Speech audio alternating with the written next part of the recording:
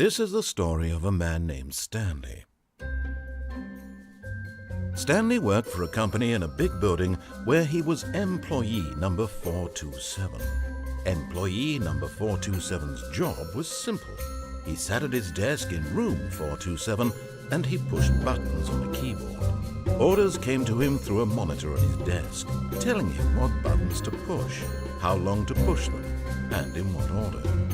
This is what employee 427 did every day of every month of every year. And although others might have considered it soul-rending, Stanley relished every moment that the orders came in, as though he had been made exactly for this job. And Stanley was happy. And then one day, something very peculiar happened. Something that would forever change Stanley. Something he would never quite forget. He had been at his desk for nearly an hour when he realized that not one single order had arrived on the monitor for him to follow. No one had showed up to give him instructions, call a meeting, or even say hi. Never in all his years at the company had this happened, this complete isolation. Something was very clearly wrong. Shocked, frozen solid, Stanley found himself unable to move for the longest time. But as he came to his wits and regained his senses, he got up from his desk and stepped out of his office.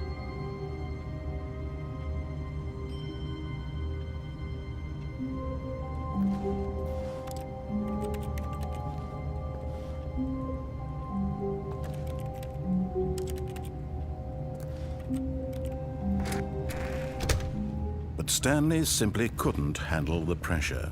What if he had to make a decision? What if a crucial outcome fell under his responsibility?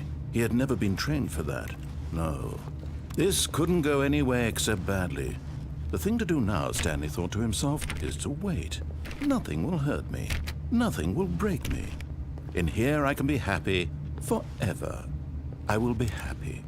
Stanley waited. Hours passed, then days. Had years gone by? He no longer had the ability to tell. But the one thing he knew for sure, beyond any doubt, was that if he waited long enough, the answers would come. Eventually, someday, they would arrive. Soon, very soon now, this will end. He will be spoken to. He will be told what to do. Now it's just a little bit closer. Now it's even closer. Here it comes.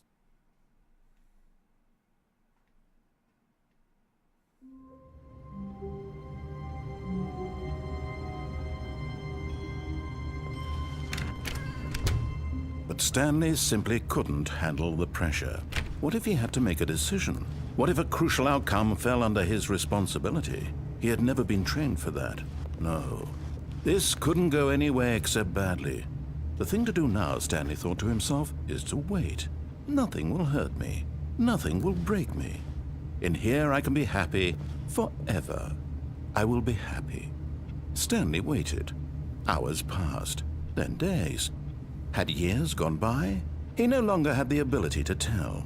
But the one thing he knew for sure, beyond any doubt, was that if he waited long enough, the answers would come. Eventually, someday, they would arrive. Soon, very soon now, this will end. He will be spoken to. He will be told what to do. Now it's just a little bit closer. Now it's even closer. Here it comes.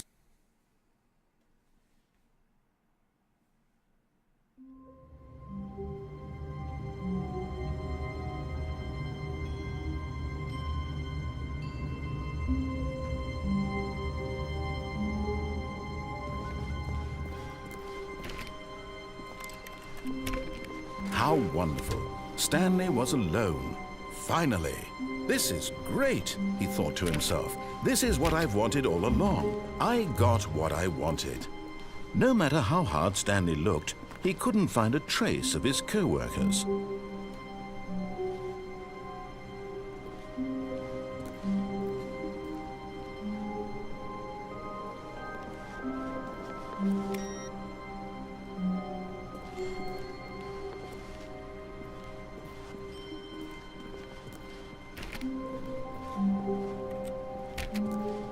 Stanley went around touching every little thing in the office, but it didn't make a single difference, nor did it advance the story in any way.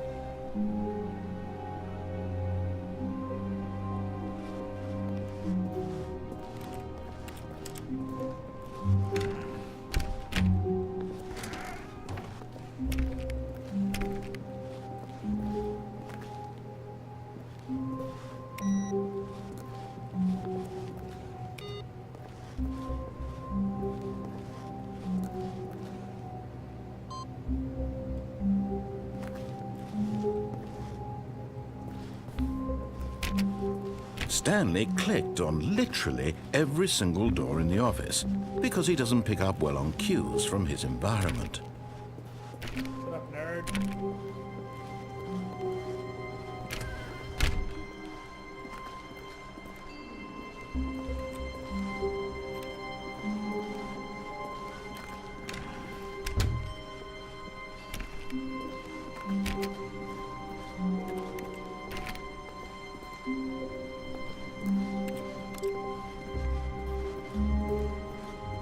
When Stanley came to a set of 2 open doors, he entered the door on his left.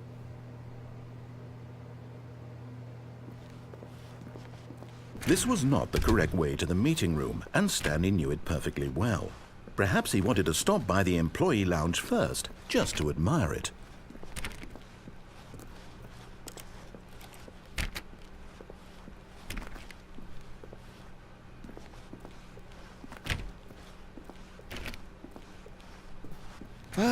Yes, truly a room worth admiring. It had really been worth the detour after all, just to spend a few moments here in this immaculate, beautifully constructed room. Stanley simply stood here, drinking it all in.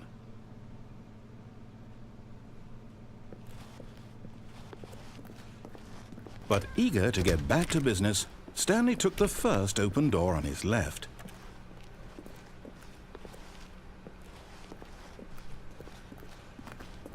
Stanley was so bad at following directions, it's incredible he wasn't fired years ago.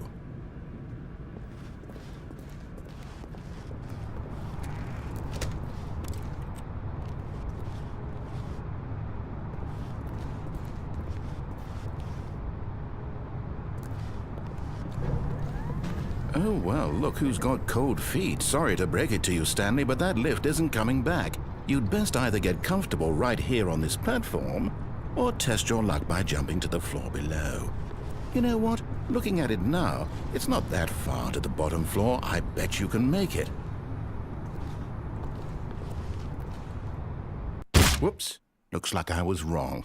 How clumsy of me. Dick.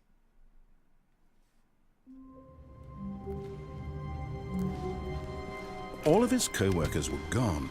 What could it mean? Stanley decided to go to the meeting room. Perhaps he had simply missed a memo.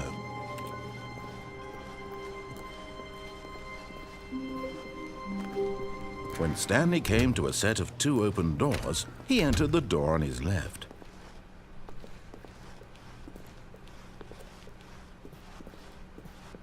Yet there was not a single person here either.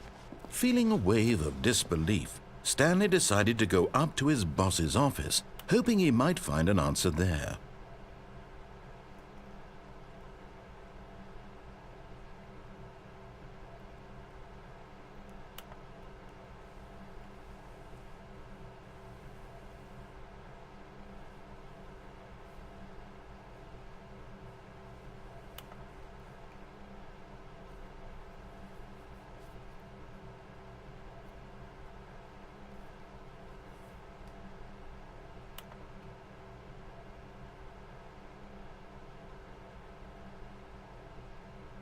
Stanley just stood there doing nothing at all. He seems to think I have nothing better to do with my time than to sit around and describe every fascinating little detail of his inability to do anything.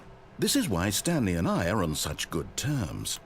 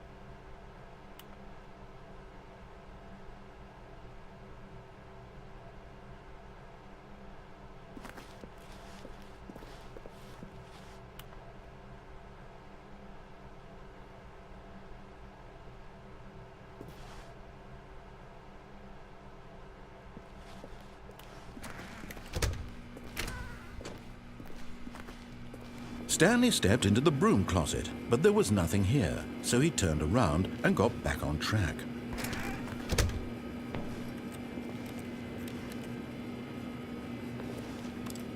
There was nothing here.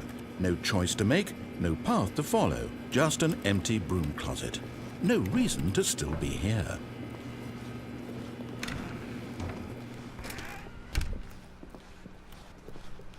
Coming to a staircase, Stanley walked upstairs to his boss's office.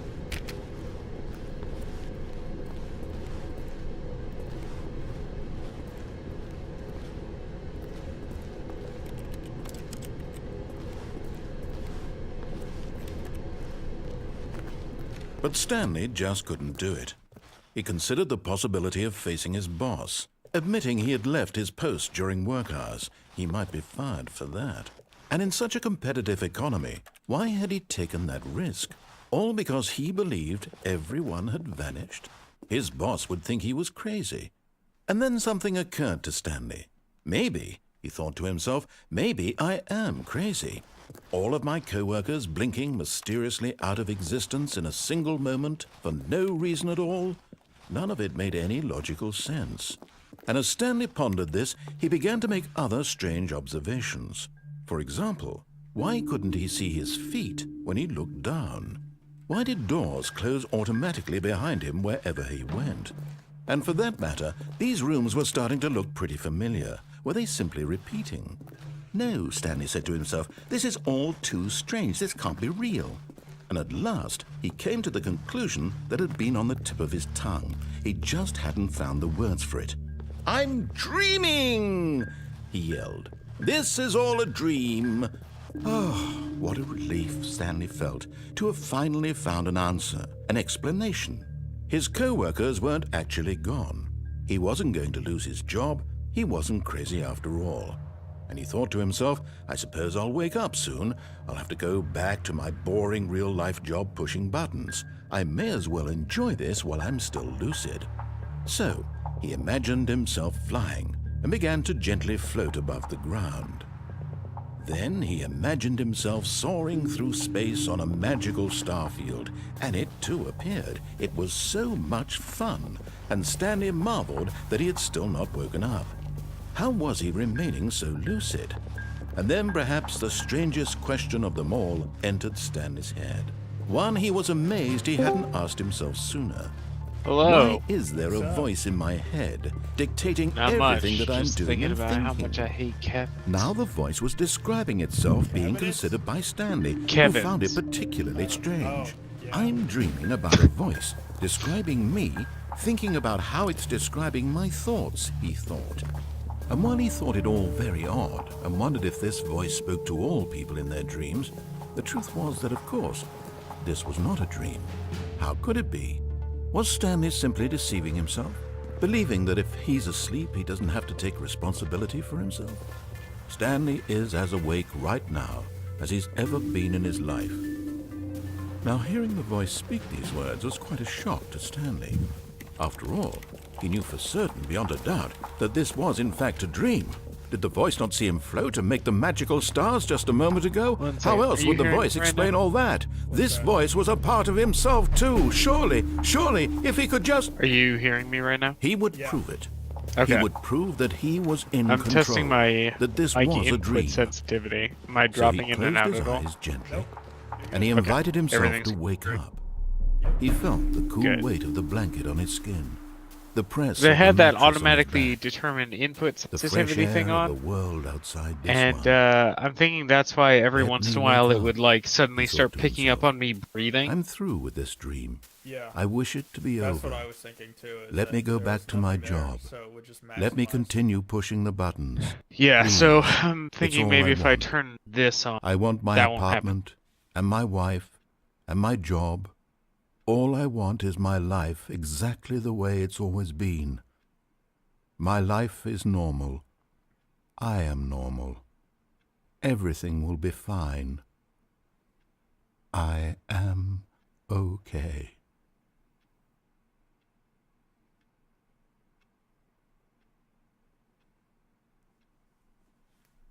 Stanley began screaming. Please, someone, wake me up. My name is Stanley.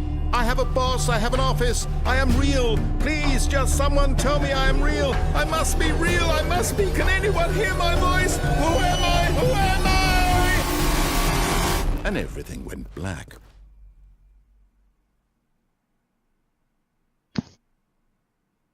This is the story of a woman named Mariella.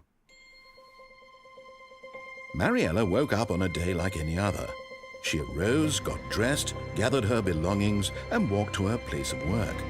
But on this particular day, her walk was interrupted by the body of a man who had stumbled through town talking and screaming to himself, and then collapsed dead on the sidewalk. And although she would soon turn to go call for an ambulance, for just a few brief moments, she considered the strange man. He was obviously crazy. This much she knew. Everyone knows what crazy people look like. And in that moment, she thought to herself how lucky she was to be normal. So what did you get up to today? I am in control of my mind. I know what is real and what isn't.